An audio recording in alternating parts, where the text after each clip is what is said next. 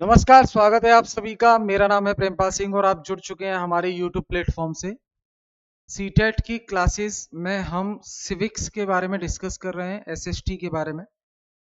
तो आज कुछ क्वेश्चंस हम डिस्कस करेंगे जो ओवरऑल एनसीईआरटी से हैं। आपकी क्लास 6 की जो सिविक्स की एनसीईआरटी है उससे रिलेटेड है। ठीक है, तो बिना कोई देरी किए शुरू करते हैं। पहला क्वेश्चन आप देखिए, आपके सामने है first question. Which factor plays the most important role in the creating cultural diversity in India? Bharat में सांस्कृतिक विविधता उत्पन्न करने वाला सबसे महत्वपूर्ण कारक कौन सा है? डाइवर्सिटी हम समझते हैं भाषाएं अलग होना, रहन सहन अलग होना, बोलचाल अलग अलग होना, फूडिंग हैबिट अलग अलग होना, जाति धर्म परंपराएं सब अलग अलग होना।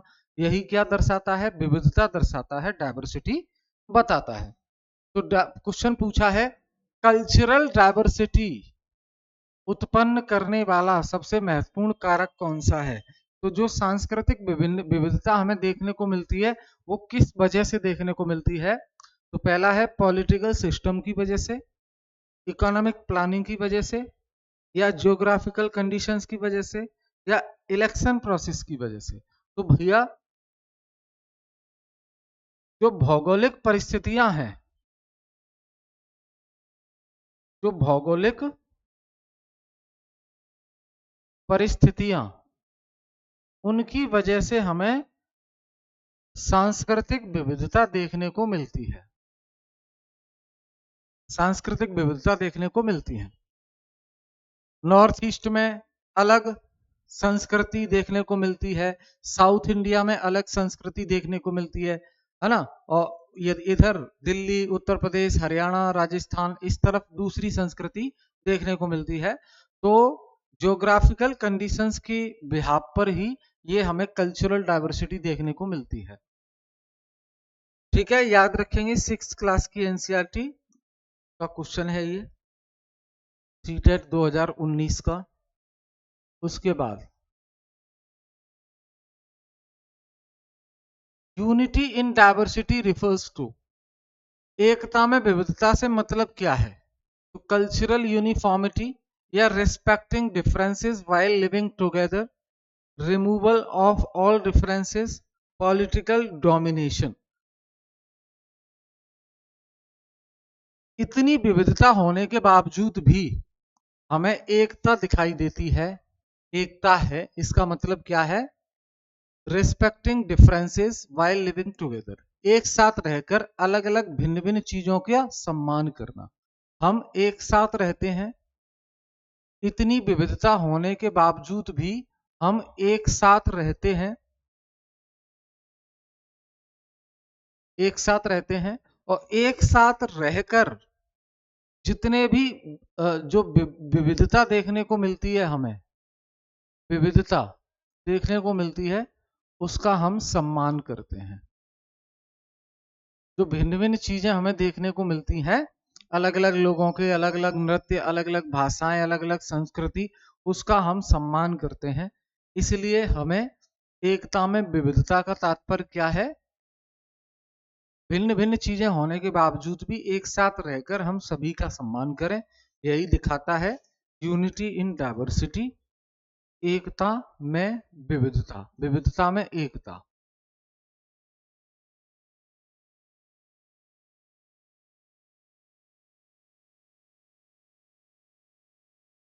आगे देखिए,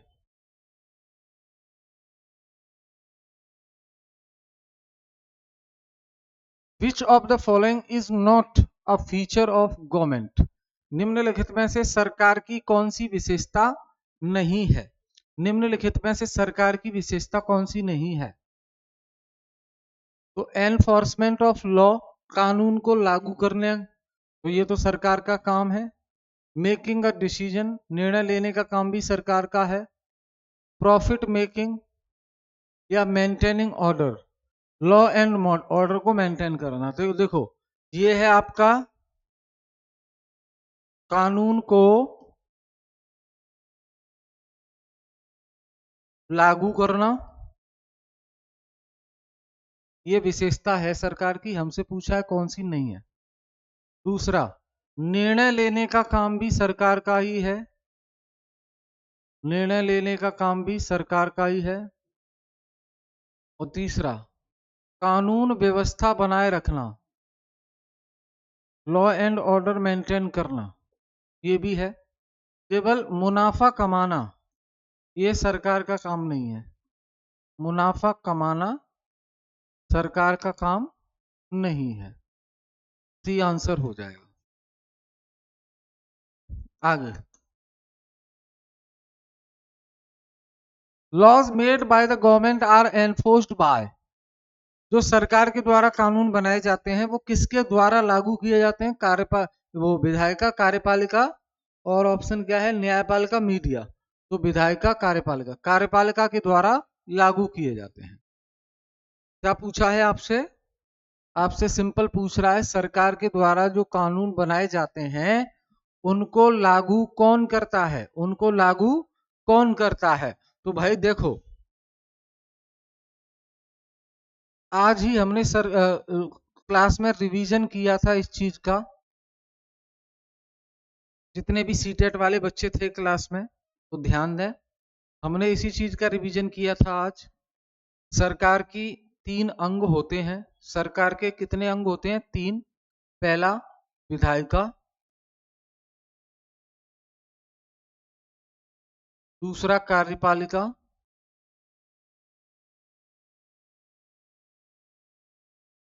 और तीसरा न्यायपालिका। न्यायपालिका। तो विधायिका तो बना देती है कानून, ये बनाती है कानून, जैसे कि पार्लियामेंट, कानून बनाना इसका काम है। और कार्यपालिका का काम है कानून को लागू करना, कानून को लागू करना। न्यायपालिका का काम क्या है? लोगों को न्याय देना, न्याय देना, और संविधान का संरक्षक भी बोला जाता है इसको, संविधान की संरक्षक होती है।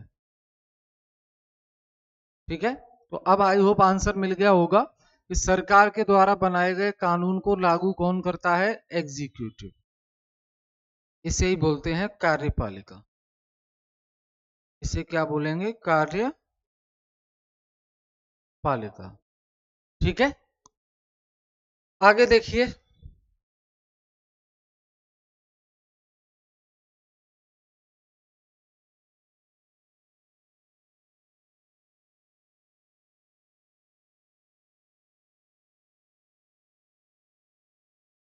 Which institution is known as the third tier of government? कौन सी संस्था सरकार की तीसरे स्तर की सरकार कहलाती है? तीसरे स्तर की सरकार कहलाती है। तो पार्लियामेंट, पार्लियामेंट यानी कि संसद, तो ये तो संसद केंद्र सरकार का हिस्सा है। संसद क्या है? केंद्र सरकार का हिस्सा, यानी कि प्रथम स्तर। और जो राज्य की विधायिका है ये राज्य सरकार के अंतर्गत आती है। जुडिशरी, ये भी केंद्र और राज्य के लिए काम करती है, लेकिन इंटीग्रेटेड होती है पूरे देश के लिए, एक तीसरे स्तर की तो नहीं होती। पंचायती राज इंस्टीट्यूशन, पंचायती राज इंस्टीट्यूशन ये तीसरे स्तर की सरकार है, ये सरकार का तीसरा स्तर है, पंचायती राज। ठीक है, याद रखेंगे, पंचायती राज तीसरे स्तर की सरकार होती है। और ये पंचायती राज 73वें संविधान संशोधन के द्वारा, आई थिंक यहां दिख नहीं रहा, यहां लिख रहा हूं मैं, एक मिनट साफ कर देता हूं। पंचायती राज इसका आंसर हो जाएगा। पंचायती राज को 73वां संविधान संशोधन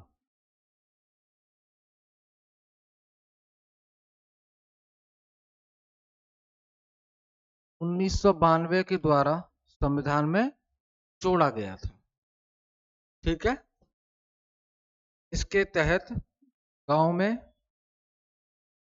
पंचायत की शुरुआत की गई और पंचायत में प्रधान को चुना गया और प्रधान फिर ग्रामीण विकास के लिए काम करेगा। ग्रामीण विकास के लिए काम करेगा। क्लियर है यहां तक? चलो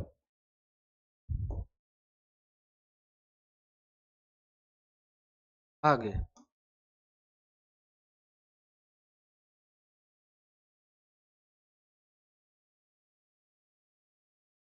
74वां संविधान संशोधन किससे रिलेटेड है? तो देखो भाई,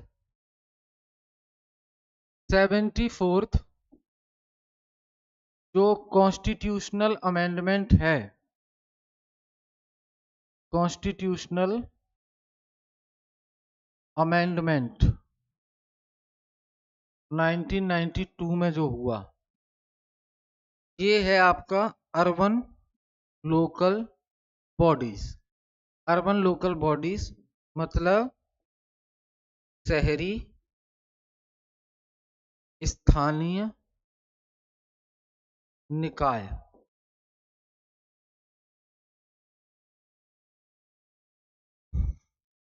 ये रहा अर्बन लोकल बॉडीज। ठीक है। इसमें क्या आएगा?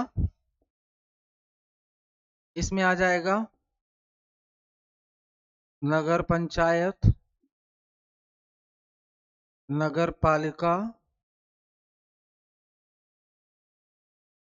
नगर निगम।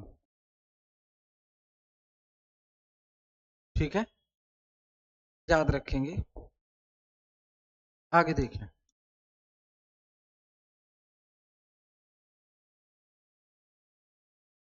People working in agriculture mostly belong to which sector? जो लोग कृषि में काम करते हैं वो किस क्षेत्र से संबंधित होते हैं? प्राइमरी सेक्टर, सेकेंडरी, टर्सरी या क्वार्टरनरी?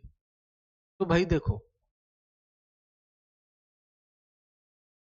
अर्थव्यवस्था के जो क्षेत्र हैं इसे बोलते हैं हम सेक्टर्स ऑफ इकोनॉमी।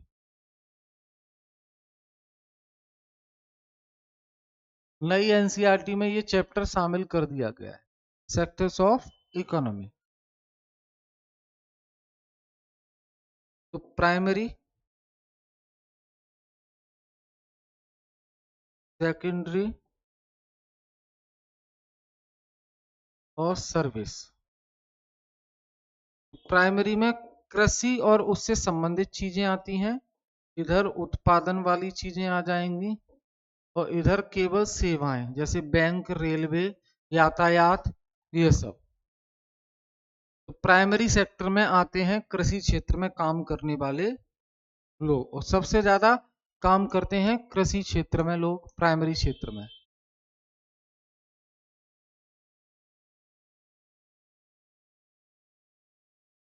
निम्न में से कौन इनफॉर्मल एम्प्लॉयमेंट का उदाहरण है? इनफॉर्मल एम्प्लॉयमेंट का उदाहरण है गवर्नमेंट टीचर, ये तो फॉर्मल हो गया। बैंक मैनेजर भी फॉर्मल है, आर्मी पर्सनल भी फॉर्मल है, सब टैक्स देते हैं। डेली वेज लेबर, तो जो मजदूर दिहाड़ी पे काम करते हैं वो फॉर्मल नहीं कहलाते, वो अनौपचारिक कहलाते हैं, इनफॉर्मल, अनौपचारिक, इनफॉर्मल। ठीक है, याद रखेंगे। आगे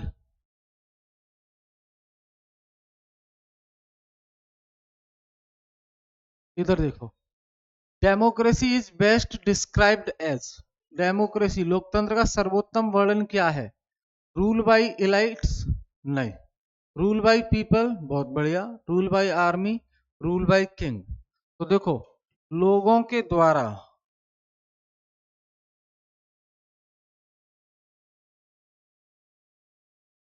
लोगों के द्वारा शासन, इसे ही कहते हैं क्या? लोकतंत्र। लोग अपने प्रतिनिधि चुनते हैं, इसे कहते हैं लोकतंत्र।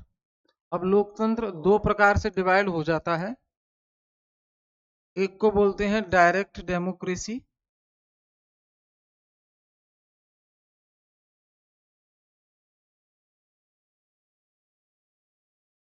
और दूसरे को बोलते हैं indirect democracy.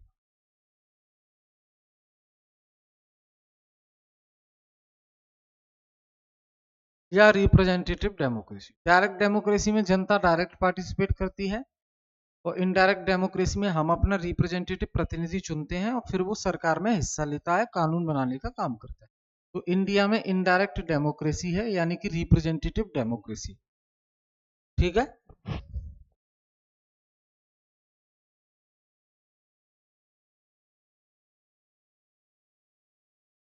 Which of the following strengthens democracy?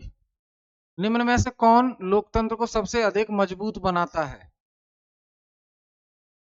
Free media, गलत। स्ट्रॉन्ग मिलिट्री, गलत। सेंट्रलाइजेशन ऑफ पावर, गलत। Public participation. निम्नलिखित में से कौन सी चीज लोकतंत्र को मजबूत बनाती है? तो ज्यादा से ज्यादा लोगों की भागीदारी, ज्यादा से ज्यादा लोगों की भागीदारी, यानी कि ज्यादा से ज्यादा लोग पार्टिसिपेट करें, वही लोकतंत्र सबसे मजबूत है। और जहां लोगों को ही मौका न दिया जाए तो वो लोकतंत्र कहां कहलाएगा? फिर नहीं कहलाएगा। ठीक है भाई।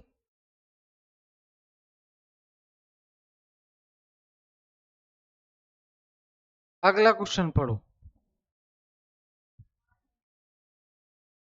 Who is the constitutional head of state? State का कॉन्स्टिट्यूशनल हेड कौन होता है? तो देखो भाई,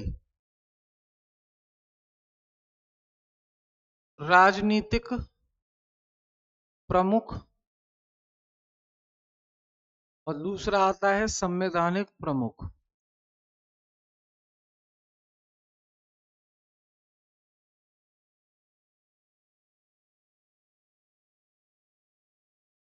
राजनीतिक प्रमुख में आते हैं जैसे प्रधानमंत्री, मुख्यमंत्री। और संवैधानिक प्रमुख में आते हैं प्रेसिडेंट सेंटर में,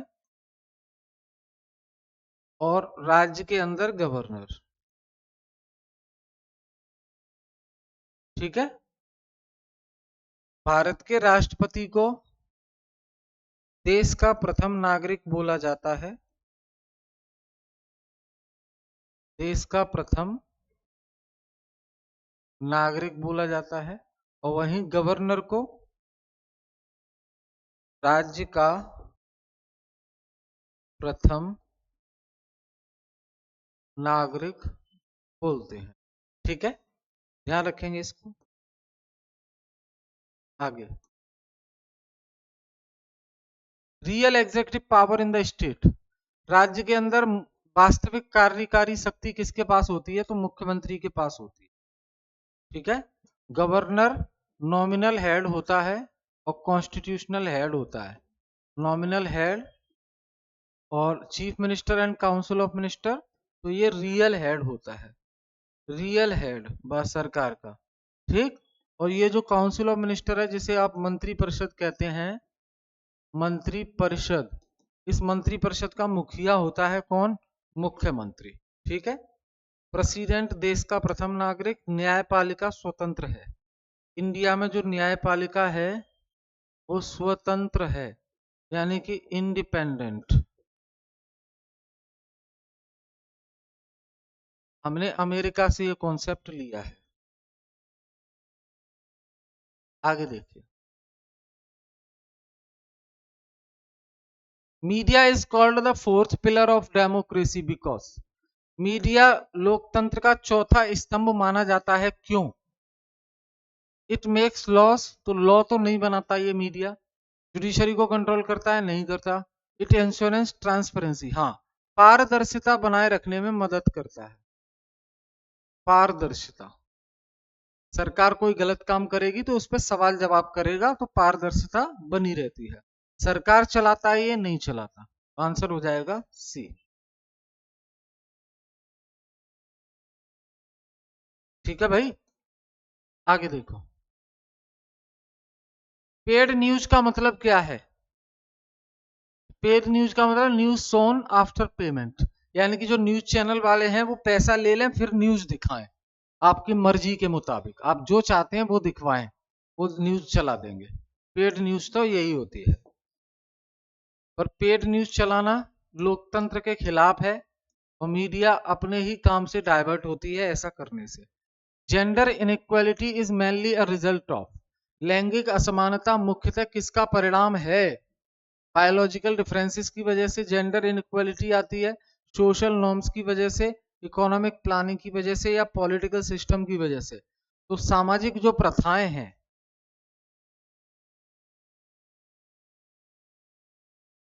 सामाजिक जो प्रथा हैं उनकी वजह से हमें क्या देखने को मिलता है? लड़का और लड़की, लड़की और लड़का, इनमें भेदभाव देखने को मिलता है, असमानता देखने को मिलती है। ये सामाजिक प्रथाएं हैं जिनका परिणाम है ये।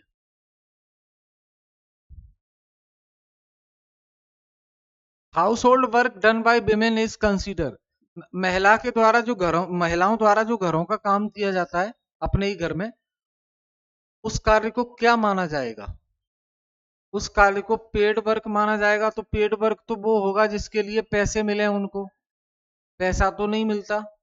स्किल्ड वर्क कहा जाएगा, कौशल आधारित काम भी नहीं है कि उन्होंने कोई कौशल सीखा हो फिर ये काम कर रही हो। इंडस्ट्रियल वर्क भी नहीं है, ये इनविजिबल वर्क है, अदृश्य काम है जो दिखाई नहीं देता है। बहुत काम करती हैं महिलाएं, है ना। आगे,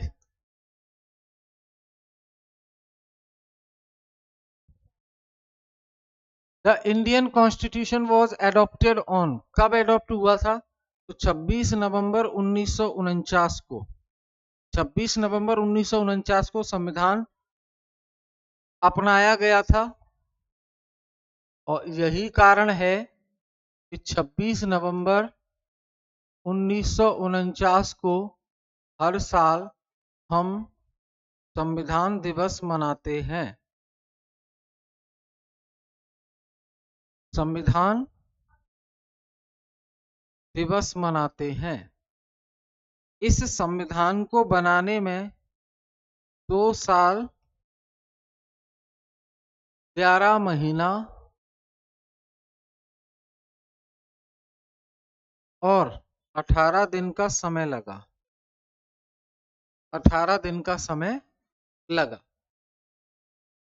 26 जनवरी 1950 की बात करें तो संविधान लागू हुआ।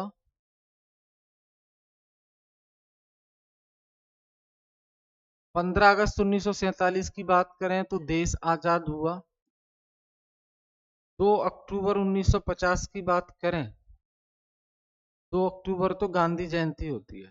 ठीक है, क्या होता है? गांधी प्लस लाल बहादुर शास्त्री का जन्मदिन होता है। याद रहेगा। आगे, which value ensure dignity of the individual, कौन सा मूल्य व्यक्ति की गरिमा सुनिश्चित करता है? न्याय, आजादी, इक्वलिटी, फ्रेटर्निटी, भाईचारा, गरिमा। ठीक है, आपस में। Council of minister is collectively responsible to, जो मंत्री परिषद है वो उसका वो किसके प्रति जवाबदेही होती है उसकी? तो मंत्री परिषद की जवाबदेही प्रेसिडेंट के प्रति नहीं, सुप्रीम कोर्ट के प्रति नहीं, राज्यसभा के प्रति नहीं, लोकसभा। ठीक है, तो लोकसभा के प्रति जवाबदेही होती है।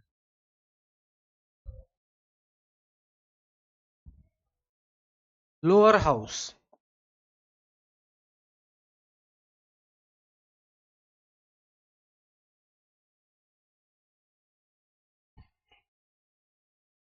Prime minister is appointed by, लोगों के द्वारा नहीं, संसद के द्वारा नहीं, चीफ जस्टिस के द्वारा नहीं, प्रेसिडेंट के द्वारा।